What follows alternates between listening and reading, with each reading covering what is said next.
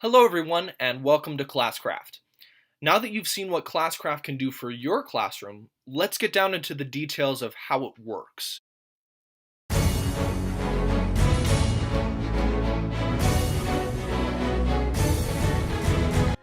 Each student has an avatar that represents him or her in the world of ClassCraft.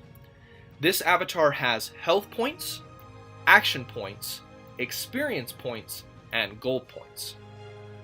The teacher takes away health points, or HP, when students perform negative behaviors in class. If students get down to 0, there are consequences, which we'll talk about in a moment. Action points, which automatically regenerate over time, allow students to use powers in the classroom. These vary from being able to eat in class, to getting a hint on an exam question, to helping team members. These powers can be changed to meet your individual preferences as a teacher. The teacher awards experience points to reward good behavior. Once students have gained enough experience, they level up and can unlock new powers. Goal points are gained automatically when students level up. This allows them to buy clothing and armor to specialize the look of their avatar, but this has no effect on the actual game. Now, back to health points. When a student drops to 0 health points, 2 things can happen. Number 1, a teammate can use a power to save them if they're able to. Number 2, the student falls in battle. This automatically results in a randomly selected punishment from a list that the teacher creates. This student's punishment is then recorded in the Book of Laments, a teacher record book, until they have completed their punishment. The student comes back to life, but only with 1 health point, which makes falling in battle again very possible.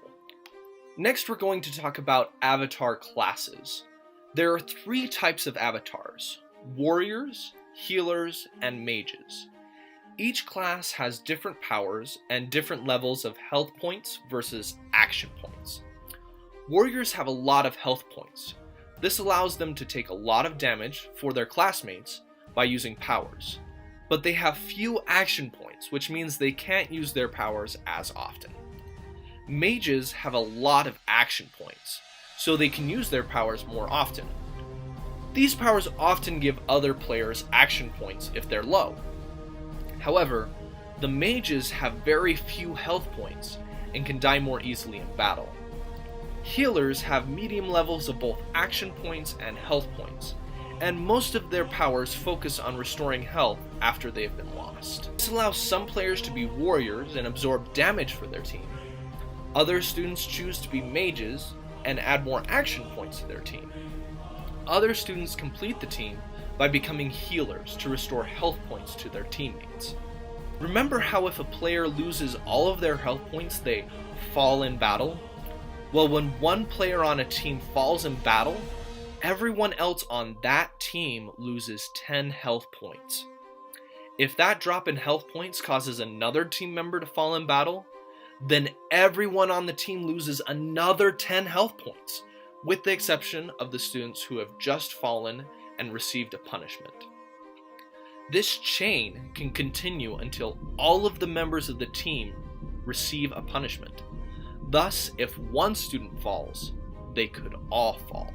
One of the best features about ClassCraft is that almost everything is customizable. If you don't like a certain power, for example, eating in class, you can change it to whatever you would like. You can change events of the day, punishments, experience points needed to level up, and more. Most importantly, you can choose what to give experience points for, so you can encourage positive behaviors that you want. And you can choose what to take health points away for, so you can discourage negative behaviors of your choice.